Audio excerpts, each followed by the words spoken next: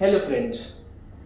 तो कैसे हैं आप लोग। आज हम लोग स्टार्ट करने वाले हैं मोशन इन वन डायमेंशन का लेक्चर नंबर 3। इस टॉपिक में आज के लेक्चर में हम लोग देखेंगे कुछ सिलेक्टेड टॉपिक्स, जैसे कि हमारा हो गया acceleration time graph. Acceleration time graph देखेंगे और हम लोग देखने वाले हैं equation for uniformly accelerated motion। कोई भी बॉडी अगर एक यूनिफॉर्मली एक्सेलरेटेड मोशन करती है तो उसके इक्वेशन को हम लोग देखेंगे कि उस इक्वेशन को हम लोग कैसे प्रूफ कर सकते हैं। तीन ही इक्वेशन है, v is equals to U plus A T, second कौन सा होगा s is equals to U T plus half A T square, और तीसरा कौन सा होगा v square is equals to U square plus 2as। पहला कौन सा होगा v is equals to U plus A T, दूसरा होगा s is equals to U T plus half A T square, और तीसरा होगा v square is equals to U square plus 2as। अब इनको हम लोग प्रूफ कैसे करेंगे बहुत अच्छे से इस लेक्चर में देखेंगे। उससे पहले हम लोग देखेंगे एक्सेलरेशन टाइम ग्राफ। तो ज़्यादा टाइम नहीं वेस्ट करते हैं, फटाफट चालू करते हैं। चलो सबसे पहले देखा जाएगा what is acceleration time graph. Eighty graph लिखता हूं। तो चलो अगर बात करूं एक्सीलरेशन टाइम ग्राफ की, देखो तीन तरीके के ग्राफ बनेंगे इसमें एक्सीलरेशन टाइम ग्राफ में। सबसे पहला हम लोग केस देखते हैं, केस नंबर 1। देखो सबसे पहला केस क्या होगा, when body is at rest. When body is at rest, जब कोई भी बॉडी रेस्ट पे हो, या फिर और when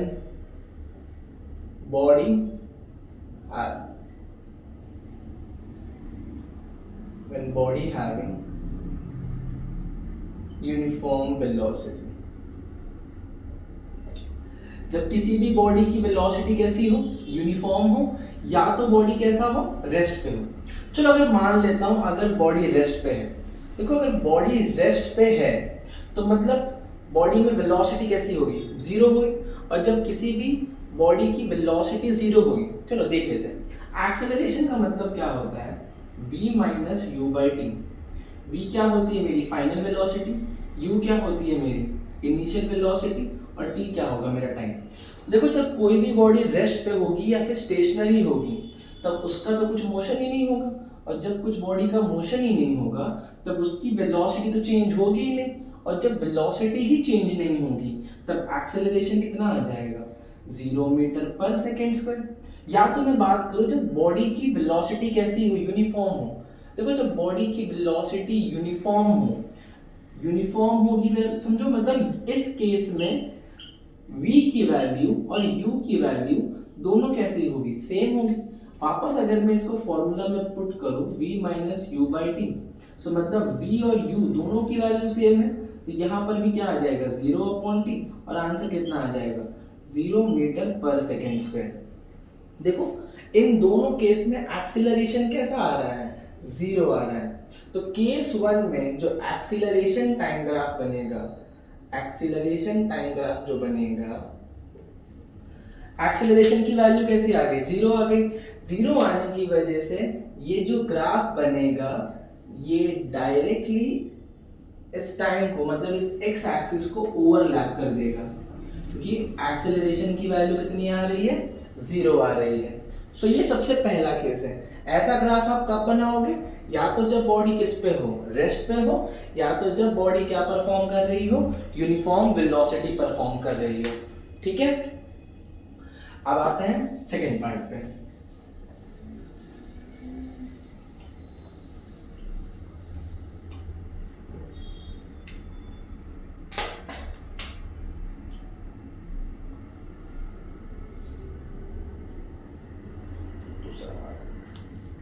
चलो अब अगर केस 2 देखा जाए तो केस 2 में क्या होगा, body performing uniform acceleration, body क्या परफॉर्म कर रही है, uniform acceleration, body performing uniform acceleration, uniform acceleration body perform कर रही है। यहां पर velocity increases uniformly with time.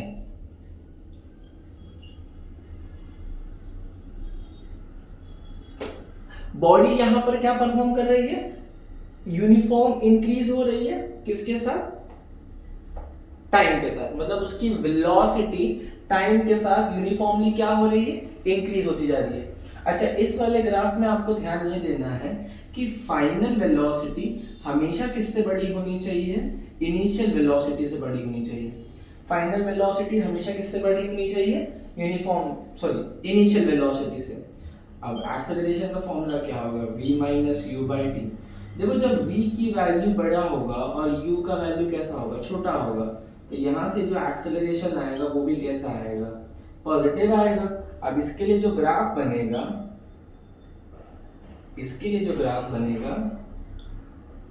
जो एक्सेलरेशन टाइम ग्राफ बनेगा वो डायरेक्टली किससे पैरेलल होगा, ये जो लाइन होगी वो डायरेक्टली किससे पैरेलल होगी, मेरे एक्स एक्सिस से, मतलब टाइम के एक्सिस से सीधी लाइन जाएगी जो पैरेलल होगी। ये मुझे बताएगा कि मेरा एक्सेलरेशन कैसा है, यूनिफॉर्म है, जहां पे मेरे एक्सेलरेशन की वैल्यू कैसे आ रही है, पॉजिटिव आ रही है, और वेलोसिटी यूनिफॉर्मली इंक्रीज हो रही है, किसके साथ, टाइम के साथ।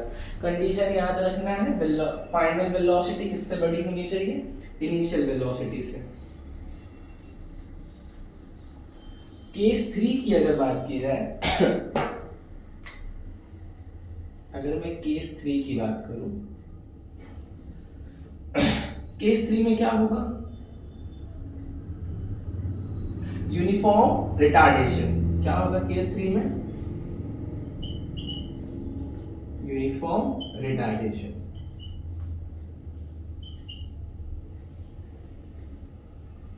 अब सेकेंड वाले केस में velocity is increases uniformly with time. इस वाले केस में velocity will decreases uniformly with time, velocity will decrease uniformly with time. Velocity time के साथ यूनिफॉर्मली कैसा होगा, डिक्रीज होता जाएगा। तो चलो इस केस में भी याद रखना है। सोचो सेकेंड वाले केस में पॉजिटिव लाना था तो फाइनल वेलोसिटी बड़ा था किससे, इनिशियल वेलोसिटी से। अगर इस केस में यूनिफॉर्म रिटार्डेशन बोल रहा है, देखो रिटार्डेशन का मतलब होता है नेगेटिव एक्सेलरेशन। क्या होता है, नेगेटिव एक्सेलरेशन। अब नेगेटिव एक्सेलरेशन है तो मतलब यहां पर इनिशियल वेलोसिटी किससे बड़ी होगी, फाइनल वेलोसिटी से होगी। जब इनिशियल वेलोसिटी फाइनल वेलोसिटी से बड़ा होगा तो आपका एक्सेलरेशन कैसा आएगा, नेगेटिव आएगा। अब यहाँ पे जो ग्राफ बनेगा, ये मेरा एक्सेलरेशन हो गया, टाइम हो गया। देखो यूनिफॉर्म रिटार्डेशन दिखाना है, नेगेटिव एक्सेलरेशन दिखाना है, तो ग्राफ ऐसा straight parallel to X axis तो बनेगा ही बनेगा, बट अपवर्ड नहीं बनेगा। इस केस में कैसा बन जाएगा, वो ऐसे डाउनवर्ड डायरेक्शन में बनेगा। जो चीज मुझे दिखाएगी कि ये जो ग्राफ रिप्रेजेंट कर रहा है, ये किसको रिप्रेजेंट कर रहा है, नेगेटिव एक्सेलरेशन रिप्रेजेंट कर रहा है, ना कि पॉजिटिव एक्सेलरेशन कर रहा है। समझे? सो पहला वाला ग्राफ क्या बता रहा था, जब बॉडी एक स्टेशनरी पोजीशन पे था, बॉडी कैसा था, केस 1 में बॉडी कैसा था, स्टेशनरी था, या तो बॉडी की वेलोसिटी कैसी थी, यूनिफॉर्म वेलोसिटी, चेंज नहीं हो रही थी। ठीक है। केस 2 में क्या हुआ था, बॉडी परफॉर्मिंग यूनिफॉर्म एक्सेलरेशन, जहां पे बॉडी की वेलोसिटी यूनिफॉर्मली टाइम के साथ क्या हो रही थी, इंक्रीज हो रही थी। ठीक है, यहां पे क्या था, ये यूनिफॉर्म एक्सेलरेशन।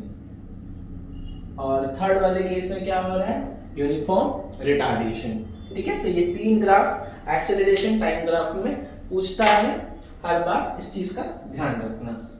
चलो, तो जैसे अभी एक्सेलरेशन टाइम ग्राफ हो गया, अब हम लोग स्टार्ट करते हैं इक्वेशन ऑफ मोशंस को प्रूव करना। अब सबसे पहले तीनों इक्वेशन लिख लेते हैं। तो हमको प्रूव करना है 3 equation, v is equals to U plus A T, दूसरा कौन सा होगा, s is equals to U T plus half A T square, और तीसरा कौन सा होगा, v square is equals to U square plus 2as। पहला कौन सा है, v is equals to U plus A T, दूसरा है s is equals to U T plus half A T square, तीसरा है v square is equals to U square plus 2as। धीरे धीरे सब समझते हैं। सबसे पहले एक ग्राफ बना के ले लेते हैं। देखो हमको ये जो इक्वेशन समझना है ग्राफिकल रिप्रेजेंटेशन से समझना है।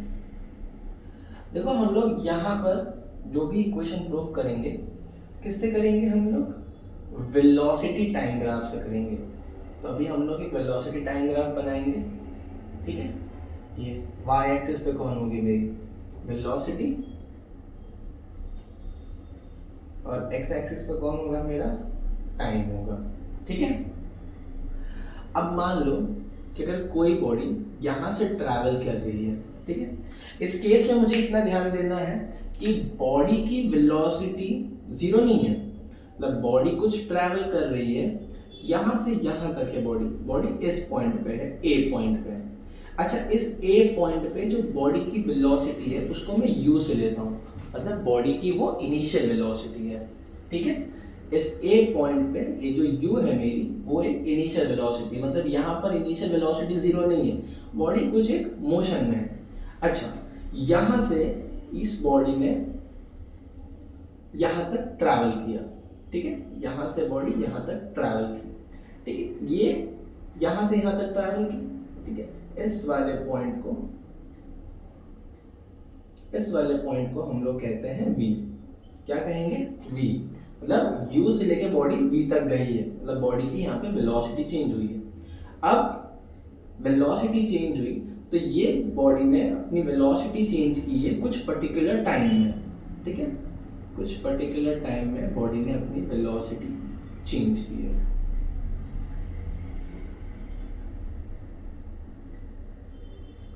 ठीक है, ये मेरा परफेक्ट एक ग्राफ बन गया, ठीक है। अब सबको अच्छे से नेमिंग कर देते हैं, ठीक है। ये जो इनिशियल पॉइंट था इसको मैं O कह देता हूँ, इस वाले पॉइंट को मैं A कह देता हूँ, जहां तक बॉडी ट्रैवल हुआ है उसको B कह देता हूँ, ये मेरा C है और ये है मेरा D, ठीक है। अब ये जो AO है, ये जो AO है, ये इसकी वैल्यू क्या है, U। देखो अगर AO की वैल्यू U है तो CD की वैल्यू भी क्या होगी, U होगी, ठीक है। अब इस केस में ये जो मेरा टोटल BD है, BD की वैल्यू यहाँ पर होगी V, टोटल BD की वैल्यू क्या होगी यहाँ पर V होगी। और ये जो मेरा BC है, B और C में वेलोसिटी क्या हो रही है, चेंज हो रही है, तो यहाँ पर जो BC की वैल्यू होगी वो मेरी क्या होगी, V माइनस U। और ये जो मेरी OD की वैल्यू होगी, O और D की वैल्यू होगी, OD की वैल्यू क्या होगी मेरी, T होगी। क्या होगी OD की वैल्यू मेरी, T होगी, ठीक है।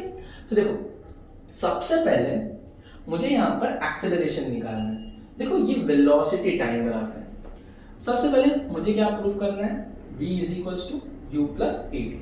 चलो स्टार्ट करते हैं, सबसे पहला इक्वेशन प्रूफ करते हैं। अच्छा उससे पहले समझ लेते हैं कि सारी चीजें है क्या। u का मतलब क्या होता है, u क्या है मेरी इनिशियल वेलोसिटी, v क्या है मेरी फाइनल वेलोसिटी, s क्या है मेरा डिस्प्लेसमेंट, ठीक है, या तो इसको डिस्टेंस कह देना। t क्या है मेरा टाइम, और a क्या है मेरा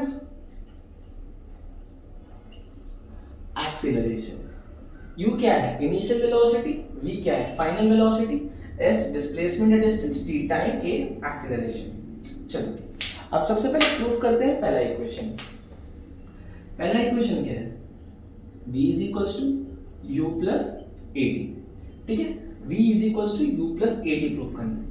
अब जरा ध्यान से इस ग्राफ को देखो, वेलोसिटी टाइम ग्राफ है। देखो जब वेलोसिटी टाइम ग्राफ का स्लोप निकाला जाता है, लेक्चर नंबर 2 में बताया था, जब वेलोसिटी टाइम ग्राफ का स्लोप निकाला जाएगा तो आपको क्या मिल जाएगा, एक्सीलरेशन। क्या मिल जाएगा, एक्सीलरेशन। बताया था पिछली बार, थीटा को हम लोग स्लोप कहते हैं और उसी स्लोप को हम लोग tan थीटा कहते हैं। तो चलो अब इसका स्लोप निकालते हैं। अगर मैं इस वाले पर्टिकुलर चीज का मैं अगर एक स्लोप निकालूं, थीटा निकालूं, ठीक है, तो अगर मुझे इसका tan थीटा निकालना है, tan थीटा मतलब मुझे क्या, इसकी एक्सीलरेशन निकालनी है। तो एक्सीलरेशन क्या होता है, देखो सिंपल सी बात है, अगर मेरे को इसकी मुझे अगर इसकी एक्सेलरेशन निकालनी है तो देखो मुझे यहाँ पर इस पर्टिकुलर परपेंडिकुलर डिस्टेंस को लेना पड़ेगा। मतलब मैं क्या लूंगा, यहाँ पे परपेंडिकुलर डिस्टेंस लूंगा और यहाँ पर क्या लूंगा, बेस ले लूंगा।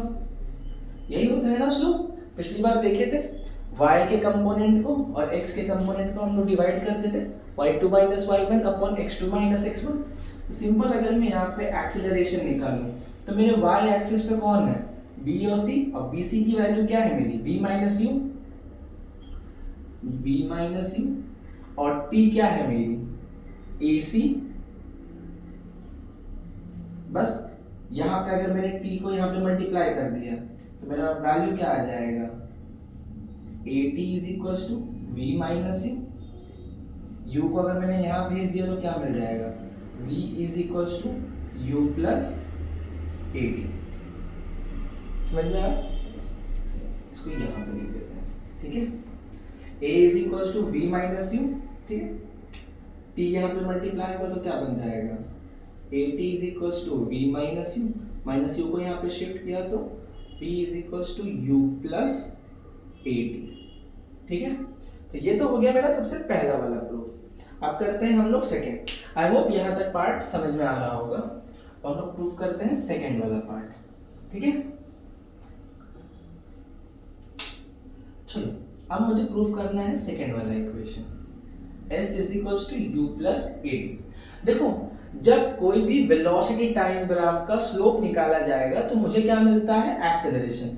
बट अगर मैं इसी वेलोसिटी टाइम ग्राफ का अगर एरिया निकालूं, मतलब अगर मैं इतने पूरे पार्ट का अगर एरिया निकालूं, इतने पूरे पार्ट का अगर एरिया निकालूं तो मुझे वो क्या देता है, डिस्टेंस देता है या डिस्प्लेसमेंट देता है।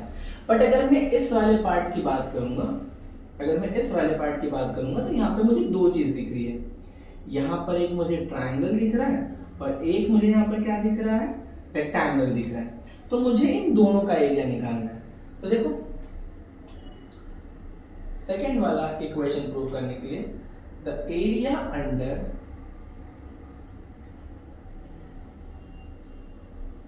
velocity time graph gives displacement और distance।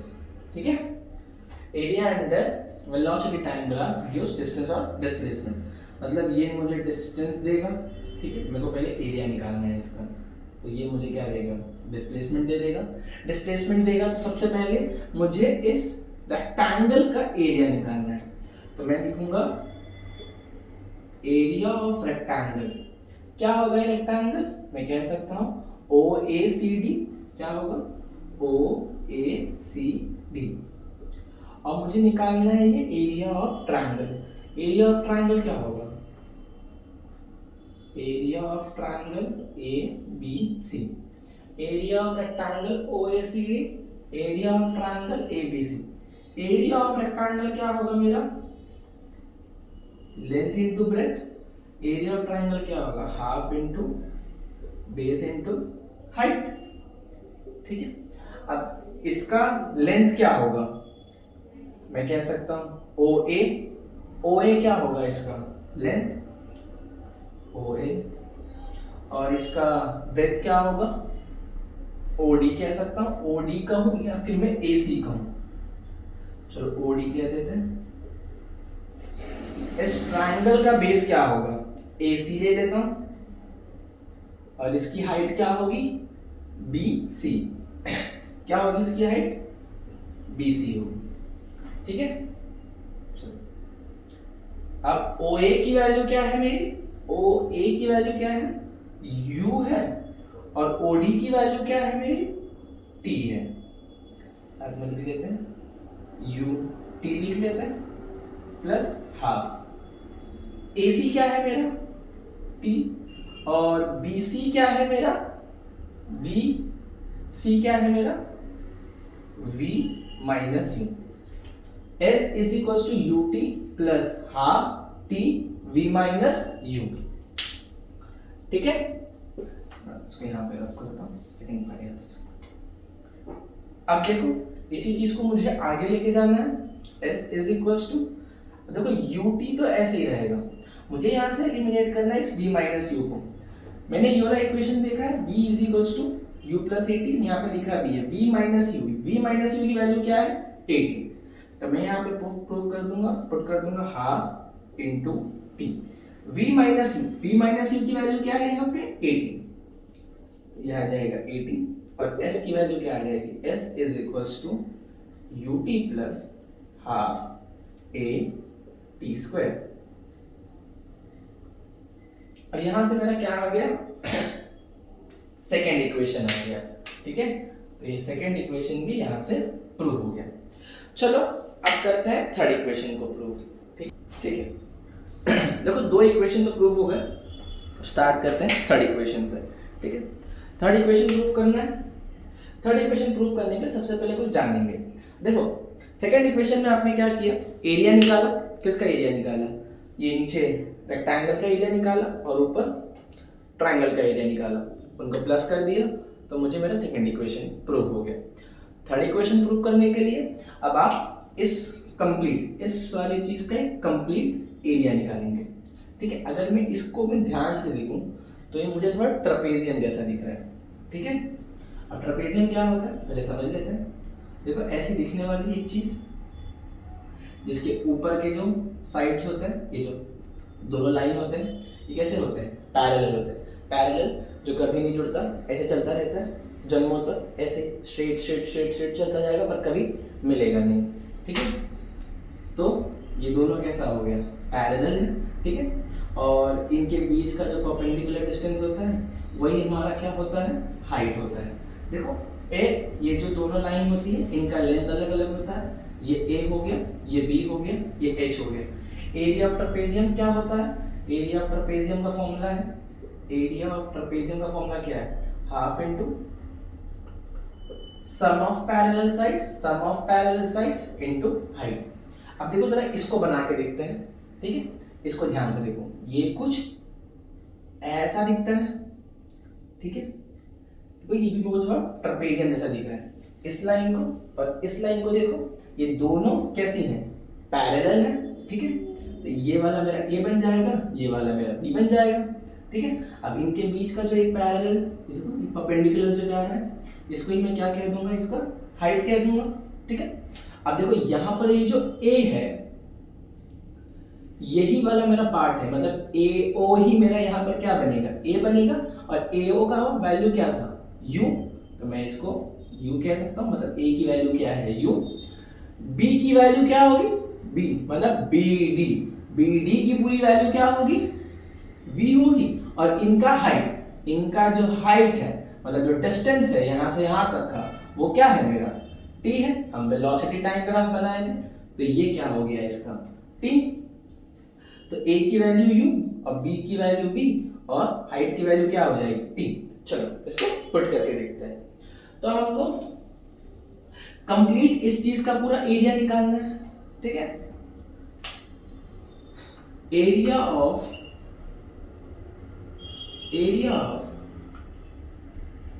ट्रेपेजियम क्या था, area of trapezium half into sum of parallel side into height. अब इस ट्रेपेजियम को कुछ नाम भी देना पड़ेगा, तो इसका नाम क्या बनेगा, ओ ए बी डी। तो area of trapezium O A B D. Half sum of parallel sides क्या था इसका, ए प्लस बी, उसमें किए थे, तो इसमें क्या हो जाएगा, यू प्लस वी, और इसकी हाइट क्या हो जाएगी, टी। ठीक है, ये हो जाएगा। अच्छा, एरिया निकाल रहे हैं, तो एरिया निकाल रहे हैं तो ये मुझे क्या निकलेगा, देखो वेलोसिटी टाइम ग्राफ पर जब एरिया निकालोगे तो मुझे क्या देता है, डिस्प्लेसमेंट या डिस्टेंस। तो ये बन जाएगा s is equals to half into u, ये बन जाएगा, ऐसे डायरेक्ट लिखते हैं, u plus V by 2 into T. देखो क्या थर्ड इक्वेशन में मुझे टाइम दिख रहा है, नहीं दिख रहा है, तो टाइम को एलिमिनेट करेंगे। ठीक है, तो टाइम को एलिमिनेट करने के लिए क्या हो जाएगा, v is equals to U plus A T. ठीक है, u को ये साइड लिया तो ये क्या बन जाएगा, v माइनस यू। वापस करके दिखाते हैं ये वाला पार्ट। ठीक है, v is equals to U plus A T. u को ये साइड ले लिया तो ये क्या बन जाएगा, v minus U is equals to A T. और t, अगर मैंने t को रहने दिया, a को नीचे दिया, तो ये क्या हो जाएगा, v minus U a is equals to t। तो t की वैल्यू क्या आ गई, v minus U upon a। Put करते हैं यहाँ पे, s is equals to u plus V by 2 into v minus U upon a। 2 और a साथ में क्या हो जाएगा, मल्टीप्लाई हो जाएगा, तो ये हो जाएगा s is equals to v plus U into v minus U upon 2 है। देखो ये कुछ a square minus b square के फॉर्म में लग रहा है। ठीक है, तो इसको हम लोग लिखेंगे s is equals to v square minus u square upon 2a। 2a यहाँ मल्टीप्लाई हुआ, क्या बन जाएगा, 2as, और ये बन जाएगा v square minus u square. u square को हम लोग यहाँ पे भेज देंगे, तो ये क्या बन जाएगा, v square is equals to u square plus 2as। यहाँ से हमारा इक्वेशन नंबर 3 भी क्या होता है, प्रूव होता है।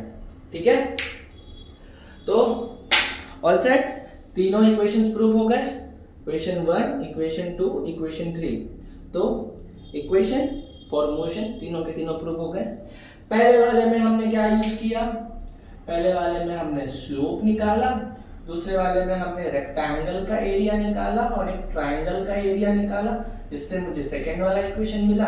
तीसरे वाले में मैंने एरिया किसका निकाला, ट्रेपेजियम का निकाला। किसका निकाला, ट्रेपेजियम का निकाला, जिससे यहाँ पे मैंने एरिया को क्या किया था, ऐड किया था। यहाँ पे सिंपली स्लोप निकाला तो मुझे एक्सेलरेशन मिल गया, यहाँ पे एरिया निकाल के उनको ऐड किया तो मुझे डिस्प्लेसमेंट मिल गया। यहाँ पे ट्रेपेजियम का मैंने टोटल एरिया निकाला तो भी मुझे डिस्प्लेसमेंट मिल गया, जिससे मेरा तीनों इक्वेशन अपने आप क्या हो गया, प्रूव हो गया। ठीक है, सो आई होप इतना पार्ट समझ में आ गया होगा। ठीक है, मिलते हैं नेक्स्ट लेक्चर में, तब तक के लिए बाय।